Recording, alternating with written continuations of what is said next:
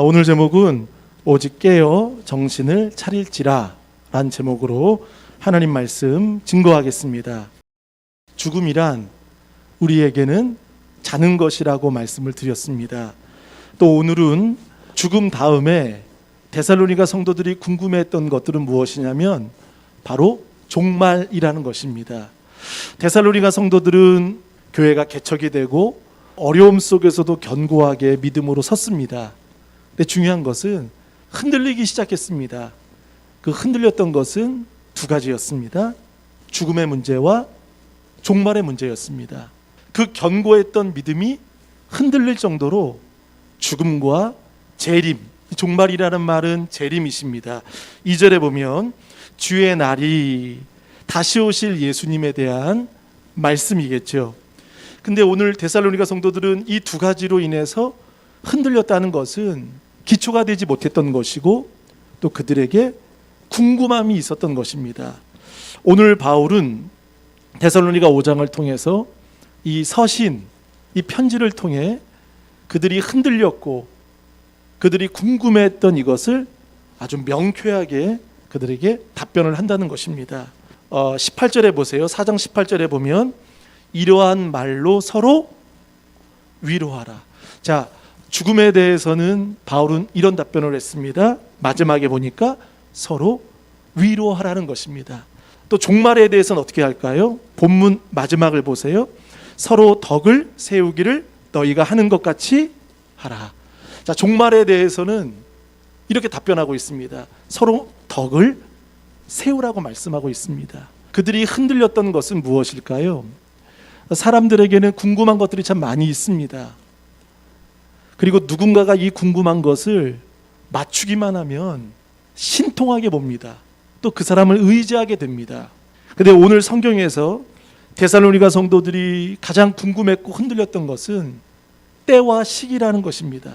주님의 때가 언제이신지, 주님이 오시는 시기가 언제이신지가 궁금했습니다.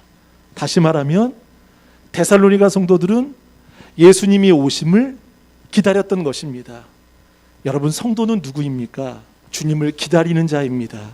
다시 오실 메시아를 기다리는 자가 하나님의 자녀입니다. 구약을 오실 메시아, 신약은 오신 메시아, 거기서 끝이지 않습니다. 주님은 반드시 오십니다. 자, 1절에 보면 형제들아 때와 시기에 관하여는 너희에게 쓸 것이 없음은, 사실 바울은 지금도 여전히 쓰고 있는데 이것만큼은 쓸 것이 없다라는 것입니다. 그러니까 여러 가지 의미가 있을 거예요.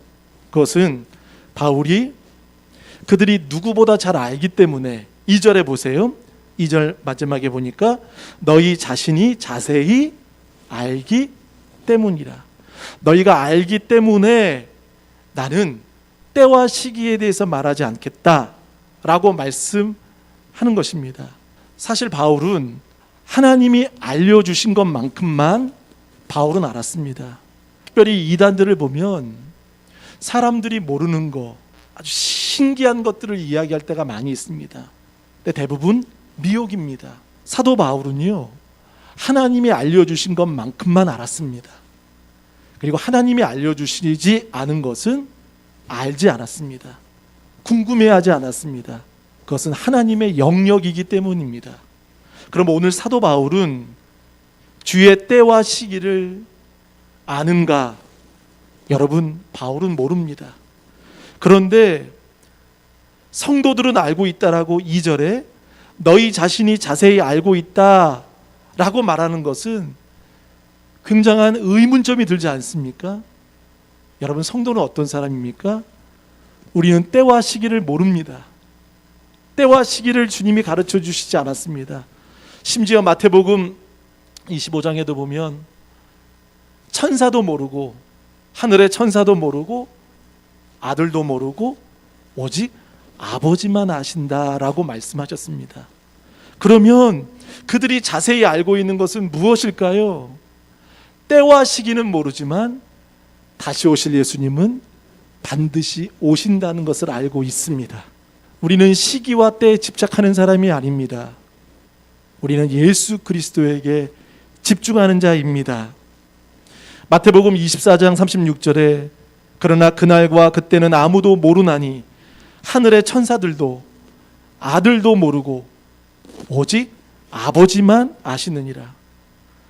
때와 시기는 알 수 없지만 우리는 누가복음 21장에 보면 그 무화과의 때도 알듯이 그 징조를 통해 하나님은 알려주셨습니다. 민족이 민족을, 나라가 나라가 이렇게 전쟁을 통해서 우리가 그 징조를 통해 알 수 있는 이유는 무엇일까요? 그날이 가까이 옴을, 그날이 다가옴을 우리는 느낄 수 있다는 것입니다. 때와 시기는 모르지만, 한번 따라합니다. 때와 시기는 모릅니다. 여러분 꼭 그렇게 하셔야 됩니다. 때와 시기를 아는 사람은 이단입니다.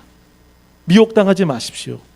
또 때와 시기가 없다라고 말하는 사람은 이 이단입니다. 이 이단입니다. 이단은 아니고요. 그냥 주님 없이 사는 관심 없는 사람들이죠. 그런데 바울이 오늘 이 종말에 대해서 다시 오실 예수님 주의 날 재림에 대해서 명확히 말씀하고 있는 게, 지난주는 죽음에 관한, 오늘은 종말에 관한, 그럼 성도가 어떻게 살아야 되는지, 어떻게 기다려야 되는지에 대한 분명한 은혜가 왔기에 제가 은혜가 되고 제가 뜨거워졌습니다. 때와 시기는 모르지만 한번 고백해 봅니다. 그러나 분명히 압니다. 예수님은 다시 오십니다. 그것을 알고 있다는 것입니다. 때와 시기는 우리가 중요한 게 아닙니다. 시기보다 중요한 것은 무엇입니까? 다시 오실 예수 그리스도의 약속입니다. 그 약속에 우리에게 은혜가 있는 것입니다. 그래서 바울은 말합니다. 너희 자신이 자세히 알기 때문이라. 모른다. 그러니까 성도는 두 가지입니다. 성도는 모른다와 안다는 두 가지를 가지고 있습니다. 이 두 시간을 가지고 있어요. 때와 시기는 모릅니다. 그러나 다시 오실 예수님, 그 약속은 압니다. 그런데 믿지 않는 사람들은 어떨까요? 모르지만 모릅니다. 그들은 모르고 모릅니다. 그러나 다시 오실 예수님은 우리가 믿고 있다는 것이죠. 우리 예수님이 부활 승천하시면서 또 약속하신 말씀이 무엇이죠? 다시 오실 그 주의 날을 준비하라고 말씀하고 있습니다. 마태복음 25장에 보면 열 처녀 비유가 있습니다. 10명이 신랑을 기다리고 있죠. 근데 저는 그 말씀을 오늘 아침에 여기서도 묵상을 하다 보니까 5명의 처녀는 기름을 준비하지 못했습니다. 5명의 처녀는 신랑을 동일하게 같이 기다리고 있지만 기름과 등을 함께, 거기에 보면 함께라는 말이 있습니다. 함께 준비했더라. 준비했다라는 말이 여러 번 나옵니다. 준비했더라. 근데 신랑이 올새 5 처녀는 그 등에 불이 꺼져가고 있었습니다. 그래서 요청을 하죠. 그래서 그 기름을 준비하러 나가다가 그 신랑을 맞이하지 못합니다. 슬기로운 5 처녀는 어떻게 되죠? 기름을 준비함으로 인해서 신랑을 맞이합니다. 11절까지, 11절 시작. 그 후에 남은 처녀들이 와서 이르되 주여 주여 우리에게 열어주소서. 자, 주여 주여 우리에게 열어주소서. 열어달라는 겁니다. 우리도 맞이해 주십시오. 우리도 신랑을 만나게 해 주십시오. 우리도 구원받게 해 주십시오. 그런데 그 5명도 기다린 건 맞지만 그러나 그들의 삶은 준비가 안 되었지요. 12절을 한번 읽어보시겠습니다. 시작. 답하여 이르되 진실로 너희에게 이르노니 내가 너희를 알지 못하노라 하였느니라. 알지 못한다라고 말씀합니다. 13절에 그런즉 깨어 있으라. 너희는 그날과 그때를 알지 못하느니라. 우리 성도는 두 가지입니다. 때와 시기는 모르지만 다시 오실 예수님이 오신다는 것을 반드시 압니다. 시기가 언제인가 하는 것보다 중요한 것은 무엇일까요? 시기가 언제일까? 그 문제보다 중요한 것은 주님이 다시 오실 그 주님을 맞이하는 자세가 중요하다는 것입니다. 자세와 삶이 중요하다는 겁니다. 그럼 이 삶은 어떤 삶일까요? 삶에 관심을 둬야 합니다. 근데 그 삶은 어떤 삶일까요? 준비하는 삶입니다. 주님이 오실, 신랑이 오실. 자, 오늘 성경은 누군가에게는 도둑같이 임하게 됩니다. 그러나 누군가에게는 신랑처럼 그를 애타게 기다리는 자가 됩니다. 우리 2절을 한번 다시 한번 읽겠습니다. 시작. 주의 날이 밤에 도둑같이 이룰 줄을 너희 자신이 자세히 알기 때문이라. 누군가에게는 도둑같이 오는 겁니다. 여러분, 도둑은 누구도 예고하지 않고 옵니다. 갑작스럽게 오는 거죠. 도둑이라는 말이 4절에 또 한번 나옵니다. 4절을 볼까요? 4절에 형제들아 너희는 어둠에 있지 아니하매 그날이 도둑같이 너희에게 임하지 못하리니. 자, 거기에도 한번 밑줄 쳐보세요. 도둑같이 너희, 동일한 도둑 같은데 그러나 누구에게는 도둑같이 임하는 겁니다. 갑작스럽게 당황하는 겁니다. 준비가 안 됐는데. 근데 누구에게는 이 도둑이 보십시오. 4절에 도둑같이 너희에게 임하지 못하리니. 왜 임하지 못할까요? 우리는 오랫동안 기다렸던, 애타게 사모했던 그 신랑이십니다. 누구에겐 도둑이지만 누구에게는 신랑처럼 우리에게 다가오신다는 것입니다. 성경은 한 번도 때와 시기를 맞춰보라, 대충이라도 찍어보라 말하지 않습니다. 성경은 우리에게 예고하십니다. 우리에게 권면하십니다. 깨어 정신을 차리라 말씀합니다. 성경은 깨어 기다리라 말씀합니다. 우리는 신호등 앞에 설 때, 신호등 앞에 서면 우리가 하는 건 뭐죠? 기다리는 겁니다. 신호등은 딴청 피울 수 없습니다. 딴청 피우다가 뒤에서 빵빵거리죠. 신호등은 기다리는 것입니다. 성도는 어떤 사람이라고요? 기다리는 것입니다. 오늘 아침에 기도하는데 눈물이 나더라고요. 우리 좋은 가족들에게는 주님의 날이 도둑같이 오는, 갑작스럽게 그런 주님으로 오시는 것이 아니라 신랑처럼 오셨으면 좋겠습니다. 또 신랑처럼 맞이하시는 우리 좋은 가족들 되시기를 축복합니다. 여러분, 노아의 때도 알지 않습니까? 노아의 때를 보면 노아는 120년 동안 방주를 준비했습니다. 그 노아의 때 같이 살았던 사람들은 먹고 마시고 즐기고 놀았습니다. 그때와 그날을 몰랐습니다. 준비가 없었습니다. 성경은 분명히 말하더라고요. 깨닫지 못하더라. 깨어있지 못하더라. 사랑하는 성도 여러분, 하나님의 사람은 어떤 사람이죠? 깨어있는 사람입니다. 보초를 서는 군인은 절대로 졸아서는 안 됩니다. 전투 중에 있는 병사는 졸아서 안 됩니다. 예배는 조는 것이 아닙니다. 예배는 생명이고 신랑을 기다리는 것입니다. 주중에 아무리 힘들고 지쳐도 사랑하는 좋은 가족 여러분, 주일이 가장 영적으로 체력적으로 강건한 여러분 되시길 바라겠습니다. 주중에 피곤한 것이 주일날까지 피곤함으로 예배가 방해가 되고 지체가 되면 하나님의 은혜가 되지 못할 겁니다. 저 오늘 2시간 잤습니다. 그런데도 불구하고 저는 오늘 생명을 다해 하나님의 말씀을 증거할 것입니다. 왜냐하면 저는 주님을 기다립니다. 여러분도 동일하게 기다리시는 은혜가 있길 간절히 바라겠습니다. 때와 시기는 우리에게 알려주시지 않으셨지만 알 필요도 없습니다. 알려고 하지 마십시오. 특별히 다미선교회나 우리 아시죠? 제가 군대에 있을 때 다미선교회, 제 군대 누구도 다미선교회 그때 굉장히 불안하다고, 주님 오신다고 막 이렇게 막 나가야 되는지 제대해야 되는지 휴가를 가야 되는지 어떻게 해야 되는지. 근데 저는 그날 1992년 그날 뭐 했는 줄 아십니까? 그날 잘 잤습니다. 잘 자니까 여러분 지난주에 말씀드렸죠? 이 세상이고 또 자다가 천국이라는 것입니다. 여러분 그렇게 준비하는 것이 아닙니다. 그렇게 개인적인 자기 집단만의 준비가 아니라는 겁니다. 오늘 바울이 말하는 종말은 무엇이죠? 삶의 덕을 끼치라는 것입니다. 이 삶을 통해 서로 위로하고 서로를 위해 피차 권면하고 덕을 세우는 것이 종말을 맞이하는 주님의 날을 기다리는 재림을 사모하는 우리입니다. 사도행전 1장 7절에 보면 이르시되 때와 시기는 아버지께서 자기의 권한에 두셨으니 너희가 알 바가 아니요. 그러면 우리는 무엇을 해야 될까요? 여러분 잘 아시는 사도행전 1장 8절 어떤 말씀이죠? 우리는 그것을 몰라도 됩니다. 그런데 그러면 우리가 무엇을 하면 될까요? 1장 8절은 말합니다. 오직 성령이 너희에게 임하시면 너희가 권능을 받고 예루살렘과 온 유대와 사마리아와 땅끝까지 이르러 내 증인이 되리라. 할렐루야. 우리는 때와 시기를 알 필요가 없습니다. 알 바가 아니라고 주님이 말씀하셨습니다. 그러면 우리가 어떻게 살아야 될까요?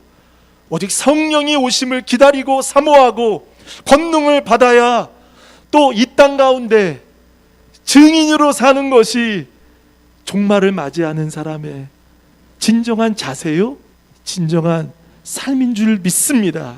그러면 예수님이 언제 오시는가 보다 더 중요한 것은 무엇이죠?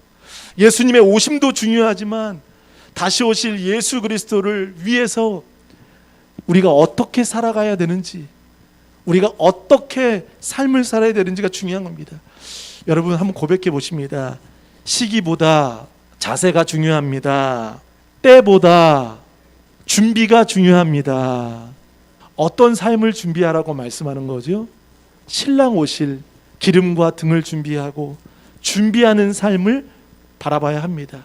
그러니까 시기보다도 삶입니다. 이 삶 속에 하나님이 주신 약속을 붙잡고 나아가는 것이죠. 다시 한번 말씀드립니다. 사랑하는 좋은 가족 여러분과 예배를 드리는 하나님의 자녀들에게 다시 오실 예수님은 분명히 오실 때 누구에게 도둑같이 임한다는 것은 무엇이죠?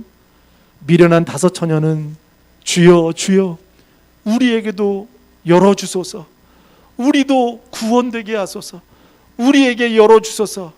주님이 말씀하십니다. 내가 너를 도무지 모른다라고 말씀하신 것처럼 다시 오실 메시아 그 그리스도를 여러분 기다리시고 준비하시길 바라겠습니다. 어제 설교를 준비하다가 이런 마음이 들었어요. 어떤 말을 할까?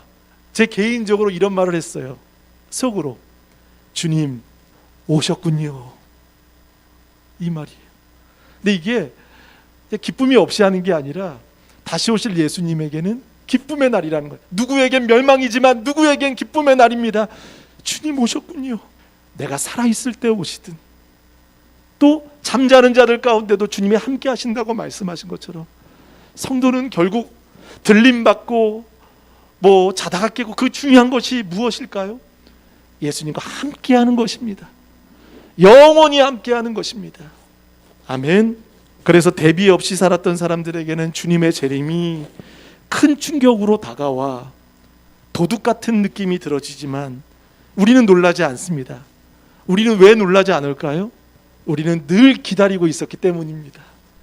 늘 애타게 신랑을 맞이할 다시 오실 예수님을 기다리는 우리에겐 기쁨의 날이 되는 것입니다. 9절에 이렇게 말씀합니다.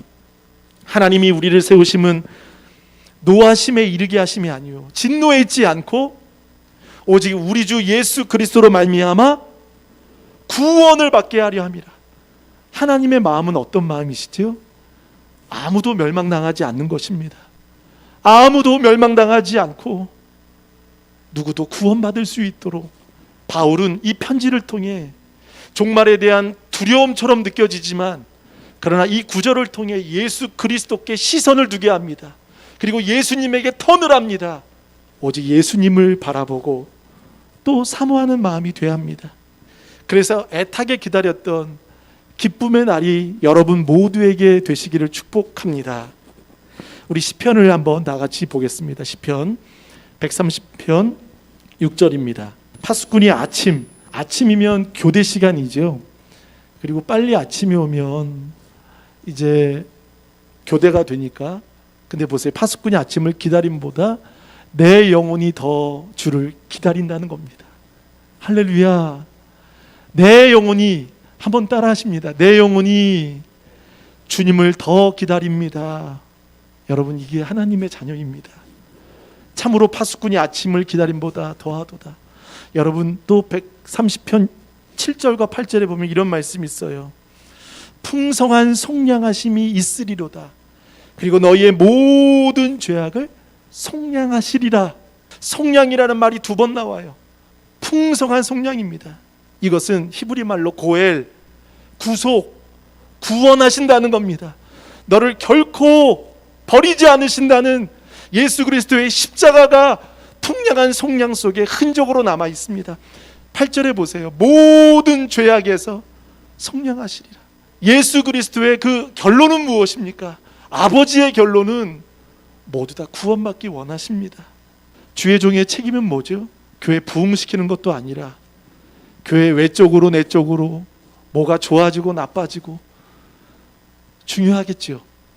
근데 모든 성도들이 또 교회 안에 붙여주신 자들이 구원받는 것이 주의 종의 사명인 줄 믿습니다. 한 영혼에게 있는 것이죠. 근데 이단들은 어떻습니까?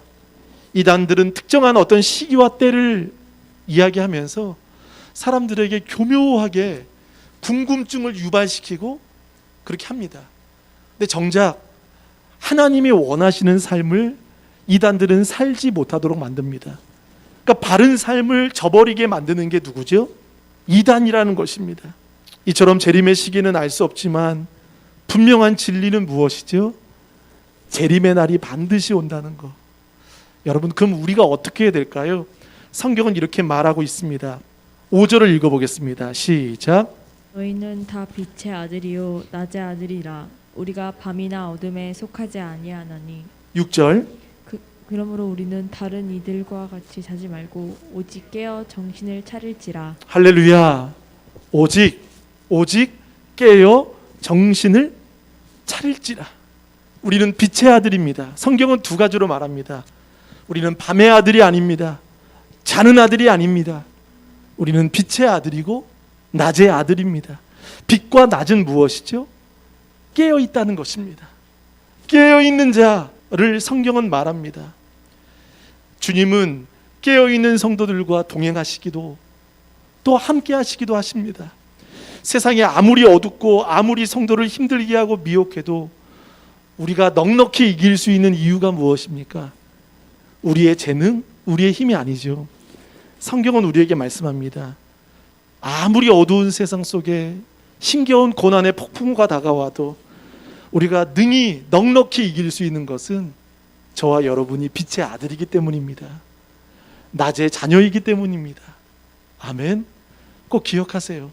어떤 삶 속에서든지 나는 빛의 자녀입니다. 그리고 나는 낮의 자녀입니다. 거룩하게 살기 때문에 우리는 이길 수 있는 거죠. 주의 날이 오시면 성도들에게는 어떤 날이 될까요? 신원의 날이 됩니다. 억울한 일이고 속상한 일이 있어도 주의 날이 임하시면 우리에게는 신원하십니다. 무엇으로요? 빛의 자녀라, 낮의 자녀라, 우리를 신원해 주십니다. 반면 믿지 않는 사람들에게는 어떻게 오십니까? 심판으로 오신다는 겁니다. 도둑 같은 느낌, 그런 두려움과 갑작스러운 재앙, 누군가는 갑작스럽게 맞이하지만 누군가는 기다리듯이 주님을 맞이합니다. 여러분, 후자가 되시길 축원합니다. 그래서 전도는요, 부담이 아닙니다.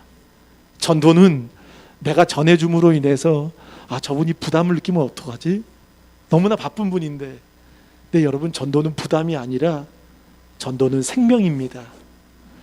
전도는 부담을 주는 게 아니라 생명을 주는 것입니다. 그리고 그 사람의 시간을 빼앗는 것이 아니라 그 사람에게 주님의 시간을 가르쳐 주는 것입니다. 너희는 세상의 빛이라. 이같이 너희 빛이 사람 앞에 비추게 하여 그들로 너희 착한 행실을 보고 하늘에 계신 너희 아버지께 영광을 돌리라. 여러분, 빛은 두 가지 특징이 있어요. 한번 저를 보세요.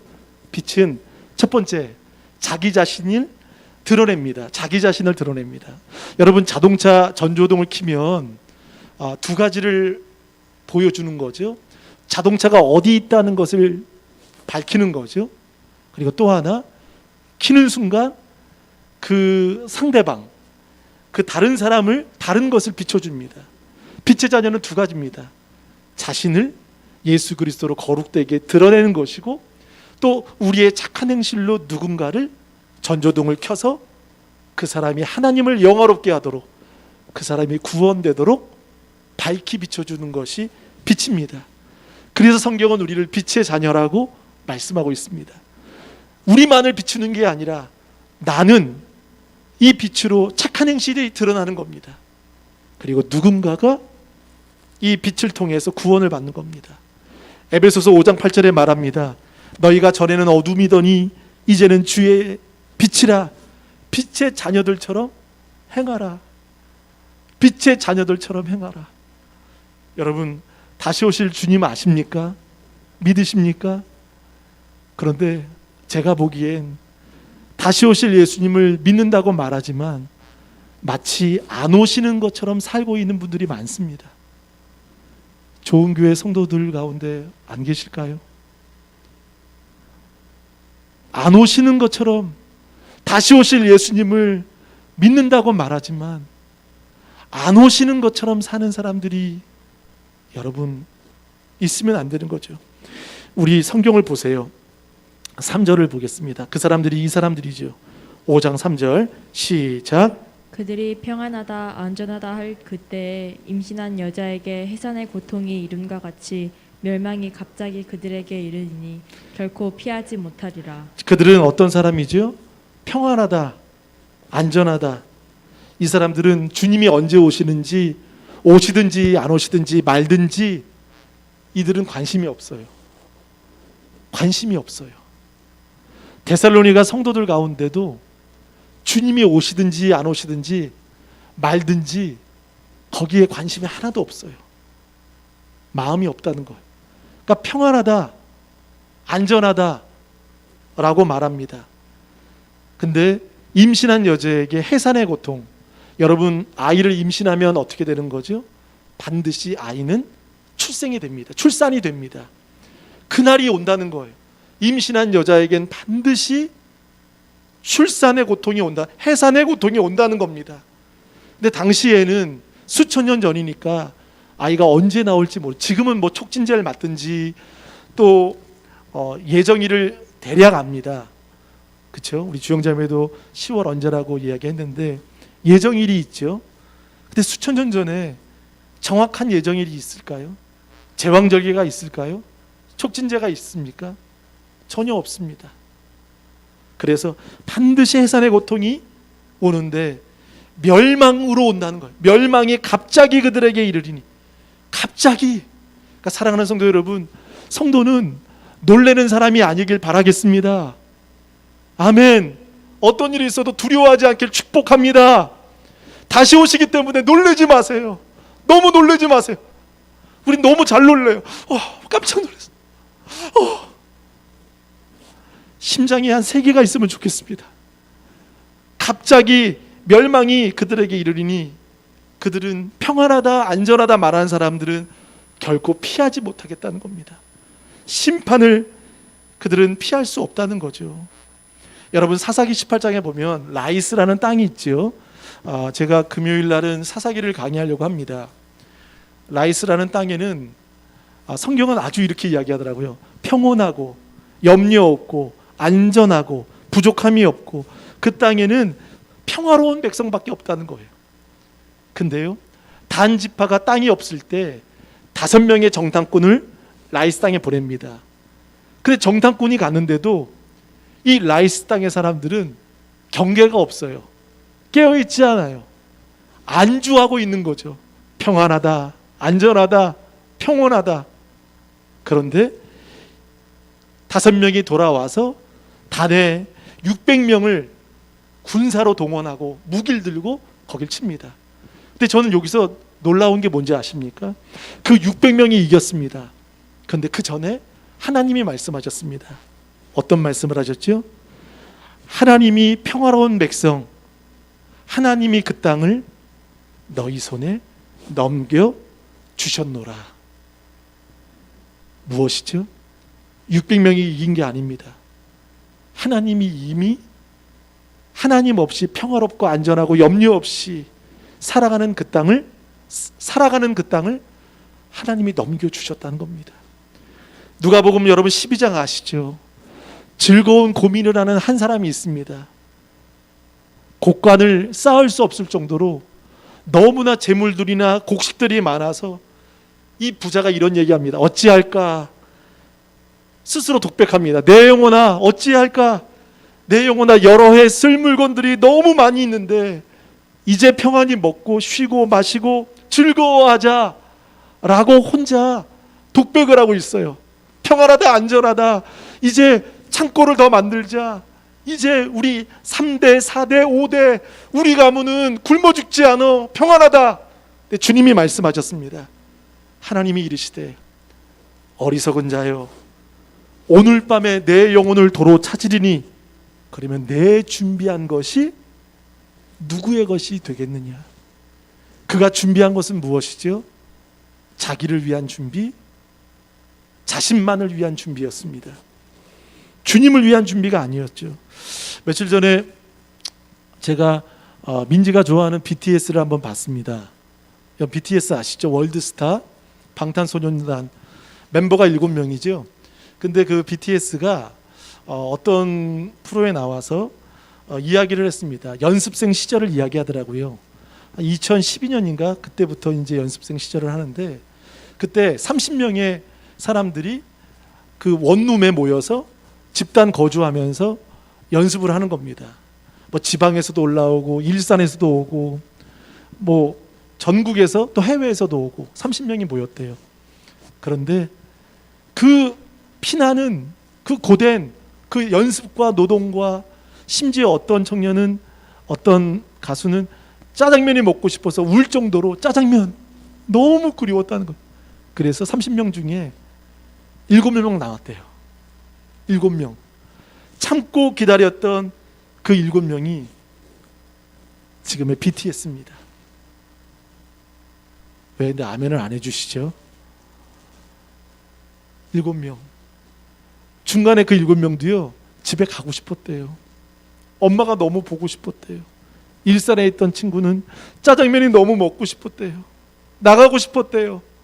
너무 지쳤대요. 너무 힘들었대요. 그리고 희망이 있는지 잘리지는 않을지 어떻게 될지 장래가 불분명했습니다. 30명이니까.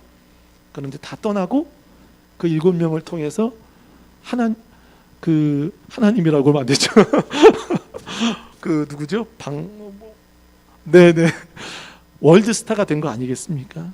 참고 기다리는 거 아니겠습니까? 그러니까 빛을 보는 거겠죠. 사랑하는 성도 여러분, 우리는 다른 이들과 같이, 우리 한번 성경 읽어보실까요? 6절을 읽어보겠습니다. 시작. 그러므로 우리는 다른 이들과 같이 자지 말고 오직 깨어 정신을 차릴지라. 자, 그러므로 다른 이들은 어떤 사람이죠? 지난주에 죽음에 대해서 말씀할 때 소망이 없는 자들은 슬퍼하는 자들이죠. 그들처럼 자지 말라는 거예요.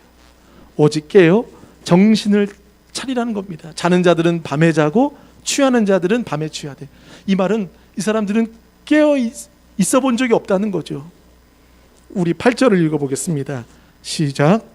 우리는 낮에 속하였으니 정신을 차리고 믿음과 사랑에 호심경을 붙이고 구원의 소망에 투구를 쓰자.